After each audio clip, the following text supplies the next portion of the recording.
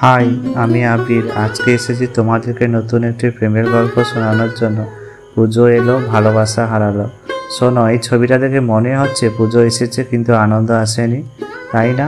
প্রতি বছর শরৎ আসে, আকাশে পেঁজা তুলোর মতো মেঘ ভাসে, আর তার সাথে আসে মা দুর্গার আগমনের বার্তা।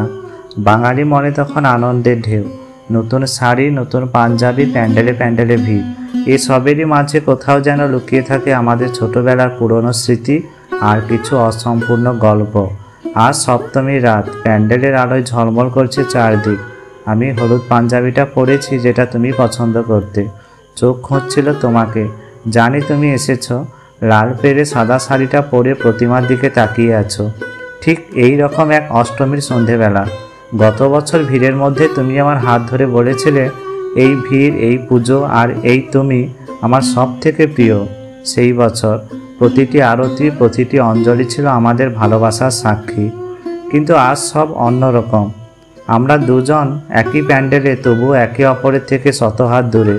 তুমি প্রতিমার দিকে তাকিয়ে আছো আর আমি তোমার দিকে পিছন ফিরে দাঁড়িয়ে। আমাদের বিচ্ছেদ হয়েছে মাস 6 আগে, একটা ছোট ভুল বোঝাবুঝির পাহাড়, যা আমরা কেউ টপকাতে পারিনি। তুমি হয়তো জানতেও না, প্রতিদিনের মতো আজও আমি তোমার জন্য শিউলি ফুল এনেছি। পকেটের মধ্যে মুঠো করে রাখা শুকিয়ে যাওয়া কিছু ফুল, তোমায় দেওয়া সাহস আর হয়নি। ঢাকের আওয়াজ প্রতিবারের মতোই জোরালো, কিন্তু আজ যেন তাতে বিষাদের সুর। অঞ্জলির মন্ত্রগুলো কানে আসছে, কিন্তু মনে পড়ছে না কোনো দেবীর নাম।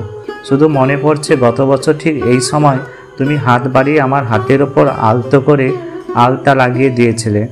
বলেছিলে আমাদের সম্পর্ক যেন ঠিক এই লাল আলতার মতো গাঢ় আর গভীর হয়। আজ সেই হাত খালি, আর আলতা রং ফিকে হয়ে গেছে। আর চোখে একবার তোমায় দেখলাম, তোমার ভিজে চোখ, তোমার ঠোঁটের কোণে না থাকা হাসি। সব দেখেও আমি এগিয়ে যেতে পারলাম না। দূরত্বটা শারীরিক নয়, মনে। আমি জানি তুমিও যন্ত্রণা পাচ্ছ, কিন্তু ভাঙা কাঁচা জোড়া লাগে না, তাই না? এই পুজোটা আমাদের কাছে যেন অকাল বোধন, অসময়ে ভালোবাসার শুরু আর অসময় তার বিসর্জন। রাত বাড়ছে, প্যান্ডেলের আলো নিভে আসছে ধীরে ধীরে। মা দুর্গা কৈলাসে ফিরছেন, আর আমরা দুজন, দুটো অপূর্ণ মানুষ, ভিড়ের স্রোতে মিশে গিয়ে আলাদা হয়ে গেলাম। পুজো শেষ হলো, শুধু বিরহ আর বিষাদ রয়ে গেল আরও একটা বছরের অপেক্ষা করার জন্য। থ্যাংক ইউ এতক্ষণ শোনার জন্য, আমার পাশে থাকার জন্য।